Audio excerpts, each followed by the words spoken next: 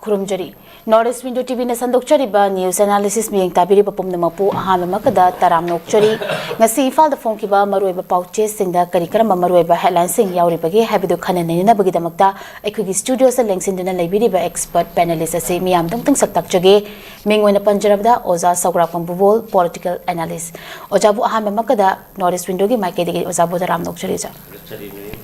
Thaga cheriza ozamo sigi ahan ba khogi headline se khogi manipur da khogi ingtappa purak na bagi damakta khogi political dialogue tawna ba amadi hotna bada ayet papirak pasing masa khangdoktuna action lokhatfam thoi haina khogi respected NP khogi bimol akoizamna phongdokre amadi anoba government ama khogi leiraga shu center na tungdagi sanar kadra haibagi chingnaba lei haiba wafam se phongdoli oza sai matang do zagi mod kamai thanmini oza hojik shanti gi wari sanabada khogi yakhaiba haibasimak adum terrorism gi thabak adugi matangni pukhala ibjinga siko hanam ka dan Northeast Window gi viewers singi kai khunba thamjari masigi khabar newspaper sing report gi ba headline ne ba sida khwai gi maru oibase akoina miyam na pama manipur gi si peace ni hariba peace ki process asida yakai tingai ba pirak pasing si masa khangdok pasangi in the meantime peace process gi behind the government of India central government na kari role chanari ba ge kari if madgi role na afaba mong chanaba nataba fataba mong da chanaba yarum lagadi maduni hena kono akai ba lakpa India itself ki nation state sida akai lakani haiba concept ni masi am chum mofam ni na LIRIL ko tasengna peace process se koina yamnang sigi conflict situations mayam sigi history sidi koi we are well expertise hai batare manipuri miyam puru khuding mak sidi conflict situation gi gano sidi yam phasana khanga ga dum lakpani madu matam gi matam sana ni thau pan gi matam singda karida koi na madu yamna kuina changta dabida koi da taishinner ga lakhiba damana adugi posak tuni ko na hujuna koi da koi isagi ba miyam gi democracy gi mi socialism gi mi da the Sakti Ema, Laini Haraba Sumadu Laitava, Koisi Hang Lai, Kogi Gomin, Malaga, Sudamana Tamba, I don't any decisions go. Kogi Mapan, the Loropa, Amitop, the low Habatare, Maduna, Ikoi Lazeriba, Queen Kangjeriba complete situation, Mayamji, Manungu, Isian Mayam, the Ginga Kanda Madugi, plus minus Taurakan, the resolution for Tunamambaze, Hojiki, Equina, Baraki Manunga, Kanangam, the experience, and Equina Tingery Base. Hariba peace process. Maung ani ahum leina khale khoi experience ta maram di maleng gi na kanglon ID state escape ki ka nation state manipur masa gi su lejari ba asigi oiba miyeng da leiba ko manab maleng gi oiba khoi peace process ma yam leigre ko mamang du yam tuina haigira khoi istimo ro baltic states ke oiro USSR da oiro taw gi ma yam khoi na 1990s ki matam dai khole khanga ga adum leiba polamani in the meantime internet conflict situations ama ai khoi da like conflict situations so aikoina anini amane international conflict situations amana domestic or internal conflict situations na anyway hauji aikoina thengnari ba match dagi LIRIL la ise internal conflict situation haiba tare domestic conflict situations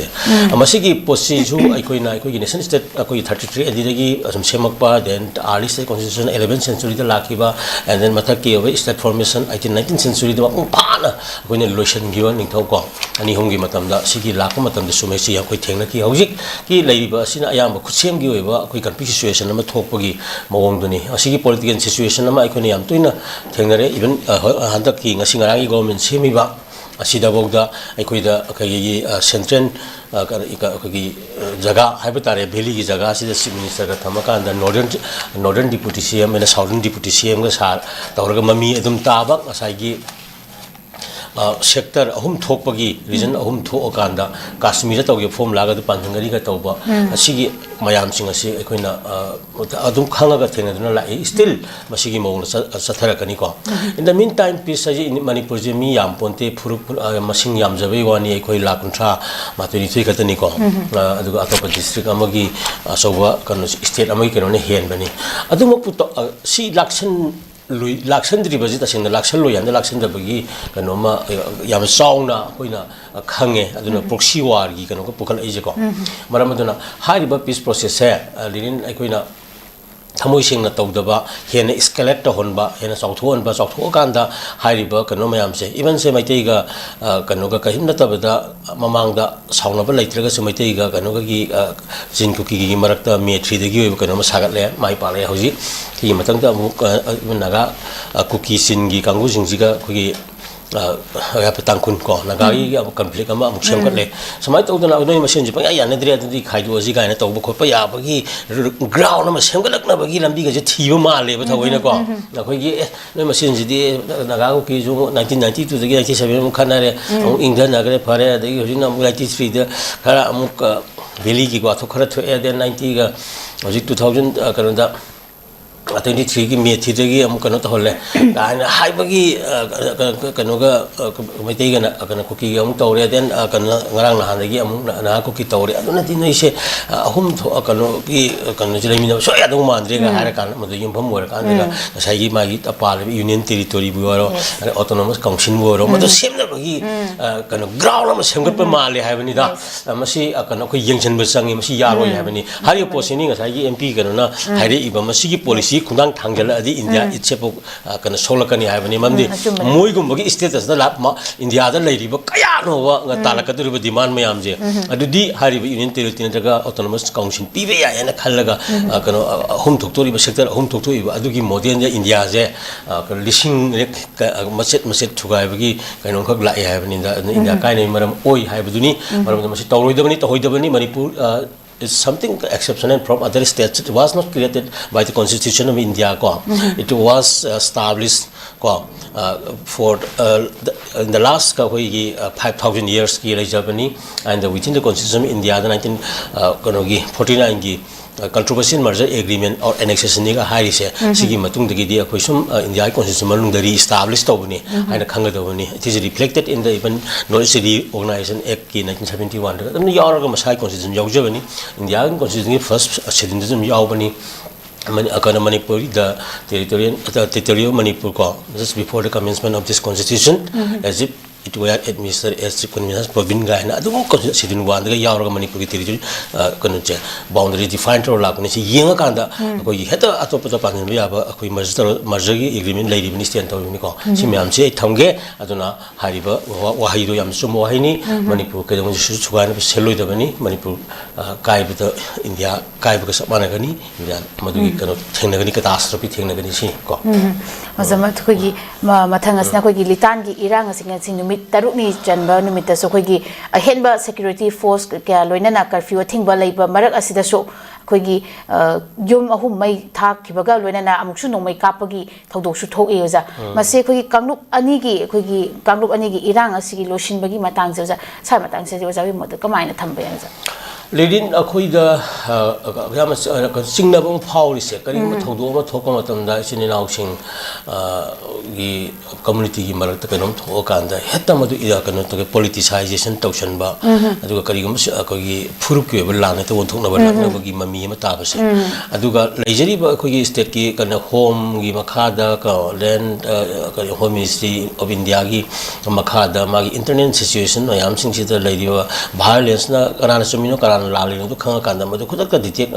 kana tawra kanda madu lakshan nabi kenom de yeng daba madu neglect tawba thadok pa natraga thawain tawhan bagi nature ani ji gi makha da maduna communal line da gohen ba politicization tawba sina aikoi da he akoi gi victim ne ba akoi oiri se ko aduna matam chana even me thide ki horiba situation do thaklong na matam to laksel magadi madu kasu issue tho ya bani da and then ngarang na hangi samna February ki tang tare to werongani koi gi even tangkhun gi kanupa ma yam thina maya tiega phure adagi February 9 adai da koi gi kanogi tangkhun gi khunjam yam chalaga sip kuki gi sip singda hairo re mi du puthoro kai no mal to idu lali ko le ha to puthorok tre puthok ta bagi ne ba haugri ba kanu do aduna khana sena ba gi yum nim fu he na naga kuki long to ba ma kan to tho e ko then adum shoot e hojik de khogi je nang no ju pangi badu magi mayumda alanda badu ni ko mapung oina di kho ju satlaga hari ba situation de laksana ba laknare then adugi marakta sounding na laibagi kanogi singi kari kano concept so ani ni aina kumna hujiki potu da magi issue da dikho gi da aina hujik understanding lady se magi hujik lady ba irang jigi oina laiba mari ma government se ma da deputy sem oigi hai bagi kana sau bagi kano ma aduna anyway hujiki lady ba situation sida hari ba kanogi magi yumda thomjaliba khochaliba mayam si ngasai kanoni matam chana yam ningthi jana justice ama tawrakanda hai ukhurna ya posi akalirin aikhoina samjeng ka matamda ukhun is tangkhun gi natraga hudera khoina koriba naga gi oiba yamna like khoi jerialong kabui jingna ka sauran gi Tamilongi, Baringi, Saurangi, Hills, Mayam, since the Makoi Yuba, Laxera Kapo Nidana. Then Sigum, a single lazy Habanida, Susan Puda, Zalingam Niga Hajaliba, Sursan Pur, Hiba Mamingi, Masina Paliba, Masina Paliba, Mamingi, maintaining Togi, Maming never go. Sigi history to Kanga Davani. I don't know, Sigum Basi, Adam Amobo Amobore, 1951, Yamanga, the Leminary Haba, Adu Yagadon Habanida. Adugi concept to the La Akanda, Maduki Wakalundu later with that, Masagi, Ukuni Zagatuda, Lariba Kanudo, Sin Cookie, no Kungantintar, even Mayam Sing Aduna, Takpadi, Equise, Tasing, Fruit Mayam say, insecurity, Were, Okoyi, Bakanoki, Tunglam Chata, Pava, Wedre, with the influx and illegals. Go, migrants, Mayam Sigi situations in a Hibasima, Masak Sing a tie. Maramaduna, Equida, Miyangi, Posexual lady, NRC to Withabani, census to Wiaroi, then delimitation to Wiaroi, Kain Haribo, the Corina from Tadaba, Mapandagi Sangakba, board government and the civil society organization, Mayam, the Honor even 1951 GBSR government in 1961 to Heidi. Onigo is Nugo. Sigi Makadalak, Port Mayam say, Masipa Kantu Oka and the Poman, Kantu Sak Tung, the Saksabaya, the Pomanam Yawe, Pomanzika, and Yosan Grey, I would never living go. I do not aduki concept to again, I see the Kogi Matang, the Pusala Ibadi. Whether my take cookie mark the tone, none the tone giver, lan, gimawong, then Hausina, cookie makas hagala, your poseke, sigi, whole kind of sigi, Manung Sidang, Asagi, Mapandaki Sanglapa, Corina from Tata, Mama Labani Kanbangam, the Mitop Sinkulai when a scene I have said, Macoina perpetrators, the Macoini have said, Macoi Hickling, the Manipur Santi Lay, have said, Putting the coming of Sangi, I have do. Maduma Tange, Adoyam Tuna, Akoyi, the Konasu, Miyangi, Oivakanasu, Palsi, and Kanda, Ukundi solely for the Nagasco, particularly Tankun communities in the Lajariba, the communities, Labia, they have but illegal immigrants in the Laheludavani, Madugi accordingly, at two step, Logudavani, Yamna Luri Badi, Array within the Tamini Badi, Wahangi Ko, Gomen Miamna Pame. Government semi PR gi matamda afaba thabak mayam taw khara tawi khara di tawi loi taw do ya ma taw dir ga su ko khara taw gi adu bo shanti project tawram bani adu government se sema bo da mayam na pam shanti su pusalak pa ngamoi hai ba ya na ba gi thabak khara tawra bra hai ba si jeng ga ni adu ga lei ba government se adu ko ma ka gi mapangan sondan ba adu ga adum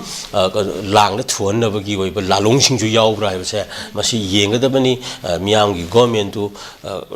Sema Kanda, Madu Santi, Lehendaba, government, functional Hondaba, we can issues into Yaubose, particularly for the security forces, paramilitary forces, Indian Army, some rifles, Manipur police, Sigi perspective, view the year can identify to Sangi and Tango. Ozamathang as a quickie, Yamunungai, Habatari, civil service means exam centers, a quick info the Pidapoda quickie was a quick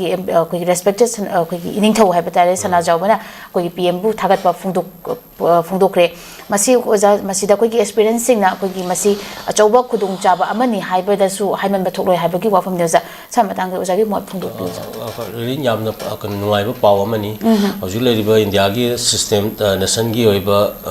intellectual world and the administrative falls the product of the UPSC exam say masi kanoni highly demand aduga makoina rules in lawri bani aduna haiba article 315 of the constitution in India gi makha da warangani UPSC je 1950 da koigi kanona parliament na aroga Sakibako. Then 1951 the Masi Tabakoina Pangtora Kiba, the Mayam Yamna Pamnariba, IAS ko, IPS, IFS, Nasing Missing Tadora Kanda, the Nasangi state, Kurimata, ꯑꯩꯈꯣꯏꯅ ꯂꯩꯕꯥꯛ ꯉꯥꯛꯏꯕ ꯇꯣꯉꯥꯟ ꯇꯣꯉꯥꯟꯕ ꯍꯤꯔꯝꯁꯤꯡꯗ ꯆꯥꯎꯈꯠ ꯊꯧꯔꯥꯡꯁꯤꯡ ꯄꯥꯏꯈꯠꯂꯛꯂꯤꯕ ꯃꯗꯨꯒꯤ ꯃꯌꯥꯝꯗꯨꯒꯤ ꯑꯆꯧꯕ ꯔꯣꯜꯅꯤ then ꯑꯩꯈꯣꯏ north east India including Manipur ꯌꯥꯎꯅ ꯌꯥꯝꯅ ꯏꯃꯔꯖꯤꯡ ꯃꯁꯤꯗꯩꯗ ꯀꯩꯅꯣ ꯑꯩꯈꯣꯏ ꯌꯥꯝ ꯑꯦꯁꯄꯤꯔꯦꯟꯠ ꯍꯥꯏꯕ ꯇꯥꯔꯦ ꯂꯩꯅ ꯃꯇꯤꯡ ꯂꯩꯅ ꯃꯌꯥꯝ ꯑꯃ ꯃꯁꯤ ꯀꯩꯅꯣ ꯑꯩꯈꯣꯏ ꯀ꯭ꯔꯦꯛ ꯇꯧꯕ ꯉꯝꯃꯛꯏꯅꯤꯀꯣ ꯄꯥꯁ ꯇꯧꯗꯨꯅ ꯊꯣꯛꯂꯛꯇꯅ ꯉꯁꯤꯗꯤ ꯃꯅꯤꯄꯨꯔꯁꯨ ꯅꯨꯄꯤꯒꯤ ꯑꯣꯏꯕ ꯀꯩꯅꯣꯐꯥꯎꯗ IAS ꯃꯌꯥꯝ ꯑꯃ ꯊꯣꯛꯂꯛꯄ ꯍꯧꯔꯦ ꯑꯗꯨꯅ ꯏꯚꯟ ꯑꯩꯈꯣꯏꯒꯤ ꯃꯅꯤꯄꯨꯔꯤ ꯐꯨꯔꯨꯞ ꯃꯌꯥꯝ ꯂꯩꯖꯔꯤꯕꯁꯤꯡꯁꯤꯗ ꯀꯩꯅꯣ UPSC ꯑꯦꯛꯖꯥꯝ ꯀ꯭ꯔꯦꯛ ꯇꯧꯕꯒꯤ ꯑꯦꯛꯁꯄꯤꯔꯤꯌꯦꯟꯁ ꯅꯠꯇ꯭ꯔꯒ ꯇꯦꯂꯦꯟꯁꯤ ꯑꯩꯈꯣꯏ ꯃꯔꯥꯡ ꯀꯥꯏꯅ ꯂꯩ ꯍꯥꯏꯕꯅꯤ but due to the shortage ꯑꯋꯥꯔ ꯀꯩꯅꯣꯅꯤ ꯑꯩꯈꯣꯏꯒꯤ ꯀꯔꯤ ꯍꯥꯏꯇꯥꯔꯦ ꯑꯦꯕꯤꯂꯤꯇꯤꯁ ꯇꯨ ꯀꯩꯅꯣ ꯑꯦꯐꯔꯠ ꯀꯩꯅꯣ ꯉꯁꯥꯏꯒꯤ ꯃꯥꯏ ꯗꯔꯀꯥꯔ ꯂꯩꯕ ꯃꯌꯥꯝꯁꯦ ꯄꯨꯕ ꯉꯝꯗꯕ ꯃꯥꯒꯤ ꯑꯣꯏꯕ ꯀꯣꯆꯤꯡꯒꯤ ꯃꯇꯥꯡ ꯑꯣꯏꯔꯣ ꯅꯠꯇ꯭ꯔꯒ ꯃꯥꯒꯤ ꯂꯥꯏꯔꯤꯛ ꯂꯥꯏꯁꯨ ꯃꯌꯥꯝ ꯑꯃ ꯀꯂꯦꯛꯁꯟ ꯂꯩꯅꯕꯒꯤ ꯃꯇꯥꯡ ꯑꯗꯒꯤ accessibility to many libraries then magi flight ki center chalaga Delhi chalaga toromba leidana hariba mayamsing adugi problems mayam amana ngasai ekhoi gi ya leiriba state sigi experience oiba IAS IPS natraga IFS crack to yabagi personally to youth mayam akoi manga leibagi wari leiko hariba problem mayam se solve torokadoini aduna honorable MP sana jawna 2023 da oirangani kano parliament session da thangatkiba issue duga mari leinana ngasidi photo yawana hapakpada ngasi hariba imphal exam center ji pire haibani masi yam nungaiba pauni aduna hariba kano si yenga kanda ikoina aikosi cerebral warfare haiba tare ko ayamba malem se kano ni diplomacy amadi brain gi kano ni lalong mayam duna chathariba malem gi order ni ko maramadu yang kanda hariba singa sidi hariba UPSC ki exam sing sidigi kano sing sin tholaka dori banina aikoi gi stage da leijariba yam talent leiba youth sing se hojikti now they have the opportunity to just crack this high level exam je oira banina hena kano ji thaning experience mayam youth mayam sing sida masigi awareness piraga khudong chaba se logar lahongnaba ana apin tawri adana punama pu masigi possible oirna bhona bada including honorable MLA ko MP Rashema sana jaw yauna masiki thagar wai thamge ko oza mathang sa khoi gi hojik oiriba khoi gi manipur gi fiwa masida XCM alimudin gumba miyoi mi ama mathau tai haina khoi gi veteran politics haipatare o joina phungdokre masi wafam je khoi gi XCM alimudin gi memorial lecture ki te pangthokki banoja khoi gi hojik matam dadi rajniti asida cd khoi gi macha halurabasu kannana bohonai habe wafam su ya paliuja samitang je ura kamaina khoi thambaya karo veteran ta koi gi hanibungo politicians kano ojoi gi kano si adum mayamna nuaina haidorokta tawthorokpasi adum taab nuai ba haiba tare ko dum lakmani asum dum ngang ba loinana khwaidigi hena politicians sing sida ruling dagi di opposition da leiba sing sina miyam issues mayam sing si hena experience lai haiba site ekoi dum khangi ko aduna longest opposition gi sita phama kanda miyam gi seba torokpa kanoni mihut ama hair kadi anibungo kana ojoi jini aduna ma MPP hodopagi matam dai ko na khangsa so far ko knowledge da ngasai gi alimidun ga ji adum yamna minority community ni na hari mai pangan gi sarutagi la kanda chief minister han baga oira kanda yamni ki jaba thabak sing mayama noi wari le ngasi matam lai tabagi wani kamogi alimidun logi ber ron ji manipur university lakhi bagi wari ga sai sida tinara ko hai tare ojoi ga aduna yamna model loiba minority mai pangan gi kano representative on la po oira ga su mangonda minority majority gi natraga racism gi hai batare bamon mai natraga kano gi how mai kanogi singtang gi oiba khena base mangonda leigidaba haiba he was the chief minister of all the communities of all sections of the society guys je adugi model ama woikiba misak amani haibani aduna ngasi phawda aikoina magi phida ama aikoina respect towi ko common thoram pangthoi aduna hari wapun sam sumi magumba som singlom da hairagana akona yangma so saija gaina palli dana ko hek palako matam da nungsiba phawba haiba tare sini aduga sigi phajaba sida aikoi su yang hodo bani manipur da aikoina yon metri dagi hauri iba posat asida kana go makharana akoi minority mayam opire nei bire gaina tawba khopagi ko thaina matam gi british pere ki ke mayam leiringai gi oiba mapan ge racial discrimination yumpham oiba khara lairga su modern democratic form of the la akanda constitution form ji la akanda di hari situation mayam sing sidai ko dum laitabani even risang kai sing ga pai yo matam du kayam kuina pai gi natra se minister gi pai gi like se alimidun pai hi bani smai se mi kan sigum se ta haji loidabani aduna any full amagi any kan person amana matik chara badi ma sim obi yai hai baduni daga hojik thammi basina akoina modern cm ama kan boina hona bada yam phajaba khana su hai politics ta mi hatpa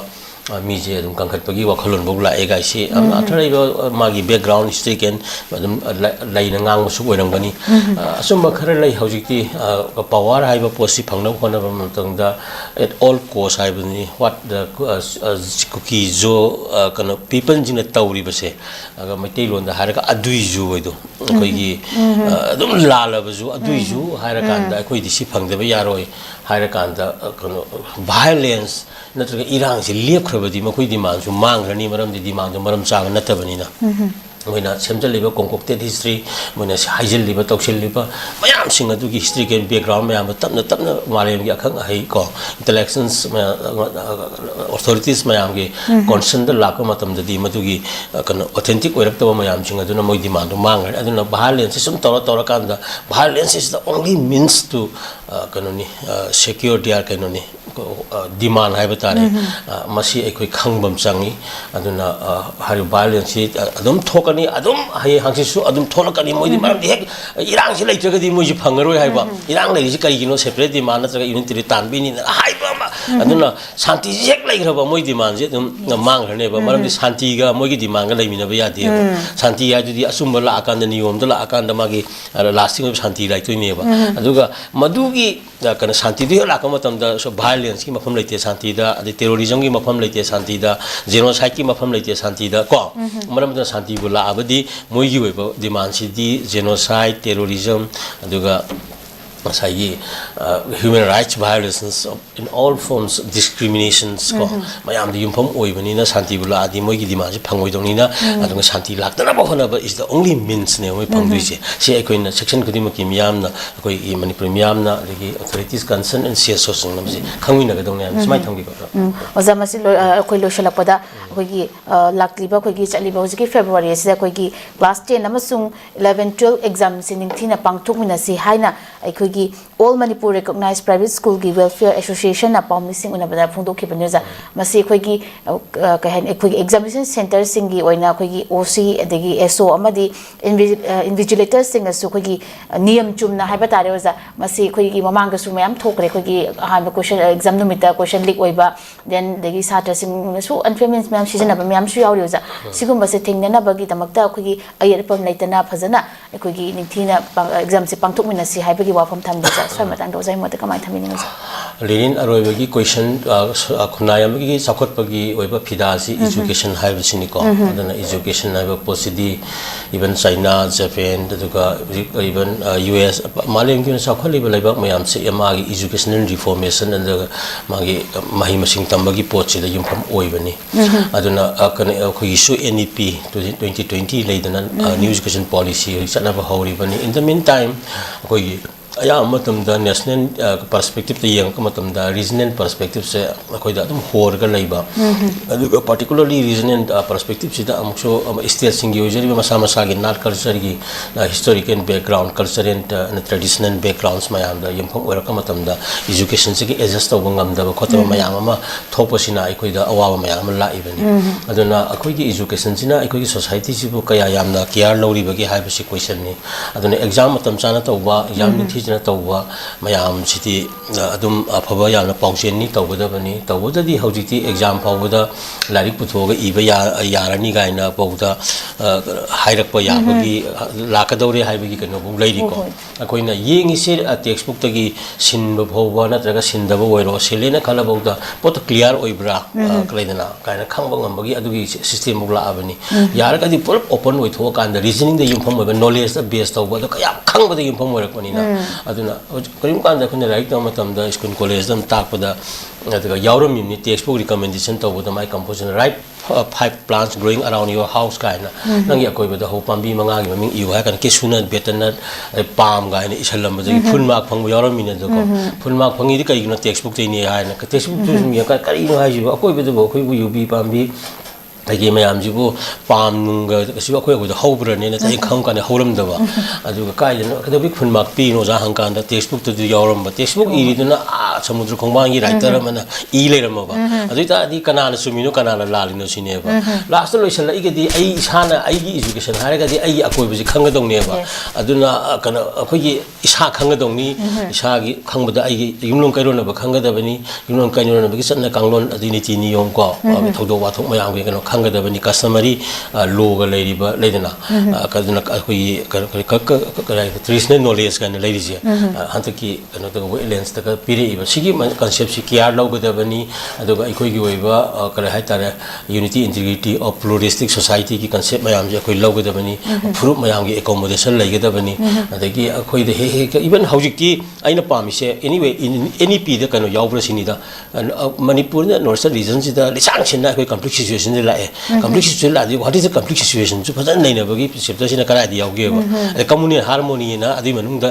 chanti nei nungsin hingmi na ba haraga yarwani ai chai da ho bu la yen loji ko ta seng na conflict adi conflict se koi causes se ka nei na ga dong ni mi man made causes mayam la natraga kan necessary noi ba ma gi historical kan conflict situation gi causes leibra haraga Risang China do Malactraga, Hosiam conflict is in a kind of solution and resolution in a Karikari way that some of the Kari, the Oinika, is supposed to celebrate with the happening money, Sigumase, or the 22 Aquina, Yingshilona Habatare, Maramasina, Laripana Tamazu, Amatana Tamazu, Ziacano, security advocacy later, the Kaidonadino, Ayasamazu, Shiakano, Shiomnavon Gangra, the Lamichapada. I don't know, Sigumasi, and the lady situations, education addressed with the Iramaka, and accordingly, Madu. Nainagadoni causes me amendment or Magadi Madu eradication and then Madu Kanosi Lotokus Kamai Lotokani guys, Masi Yemugi resolution Gilam because Hapshalagamugi part of the Hapiaba is that you look at Nomyamsi Yamudabani, I was Sitange, Aduba, Arabada, Hariba, is not up in Toriba exams, Parika, I was not Masaki education gi, Aroiba, Magisangi, so park and Kanagi Habido, Amadu Seng Toshi, Matamzana Toshi, Aduga Yamin Tina Toshi, Makumpana Toshi, I was in the quite in a Paziba up in Nima, Minasi, Tangeko. Yam Nuaja, Ojana, Chinba Kaya Kaitopiduna, Norris Windogi News Analysis for Saru Yabiduna, Mapum Fan, Bibi, the Magda Ozabo Hania Litana Tagat Papundukchari, Luna Norris Window TV Sandukchariba News Analysis Matanga Siroshinjari, being Tabiri Papum the Mapu, Amuka Sohana Kurumjari. Norris Window meaning Tabiriba, Mayam Punamakpu, Taram the Okchari, Hauzik, Mapalamgi Tabaki Pau Pijari, Ahan Bada. Atubagi oina Dubai gi warehouse worker gi thabak kauri hairiba thabak asi apply to biningba miyoisingna presentable and good communication skill leibeta natana masagi chahi kunma thoidagina kuntra taret phawbada leiba oibigadabani hairiba thabak asigi pizariba khudong chabasing adudi per day 12 hours duty hours oijagani per week ta 6 days duty oijagani 2 years work visa pizagani loinana accommodation and transportation pizza batanatana medical and insurance su pizagani hairiba thabak asigi thagi oiba salary lising kuntaretagi haujagani ani subada United Arab Emirates ke driver gi thabak kauri hairiba thabak asi apply to winingba miyosingna Indian car license ka loinana Gulf ki license leiba oigadabani amasung basic English communication leigadabani Hairiba thabak asigi Indian license paibiba miyoisingi thagi oiba salary di lising yankhai dagi haujagani Gulf license paiba miyoisingi thagi oiba salary lising yankhai manga dagi haujagani ahum subada Beharan water park ki female retail staff tara kauri hairiba thabak asi apply to biningba miyoisingna retail experience leibaga loinana yamdrabada 165 cm ki changda wangba oibigadabani thabak asi tauba miyoisingna piriba khudong chabasing adudi accommodation transportation aduga duty meal su pizagani hairiba thabak asi thagi oiba salary lising maudra taretagi haujagani ꯄꯥꯃꯔꯣꯜꯒꯤꯗꯃꯛꯇ 7005273217 ꯅꯠꯇ꯭ꯔꯒ 9366230077 ꯅꯠꯇ꯭ꯔꯒ ꯑꯩꯈꯣꯏꯒꯤ office north east window TV building ꯍꯠꯇ new Chekon ꯔꯣꯗꯇ ꯂꯦꯡꯁꯤꯟꯕꯤꯔꯛꯎ नर्ससिंगीदमक अचौबा opportunity अमा पुदुना लाक्चरी मदुदी हौजिक मलेशियाना इंडियन नर्ससिंगी ओइबा खुदोंग चाबा पीनबगीदमक मिडियंग चंगलकली वेसी नर्सिंग लोइरबा चही अहुमदगी तादना एक्सपीरियंस लेरबा मियोइसिंगना खुदोंग चाबा असी लौबिहो खुदोंग चाबा अदुदी थागी ओइबा salary 1 lakh overtime incentive free accommodation ticketing अमसुंग लोंग टर्म वीजा असिना चिंबा खुदोंग चाबा सिंग असी फंगबिगनी अकुपा मरोलगिदमक मखादा पिजरिबा 7005273217 नत्रगा 7005063196 ता कांटेक्ट तौबिरउ नत्रगा अखोगी office north east window TV building हता न्यू चेकोन रोड ता लेंगसिनबिरउ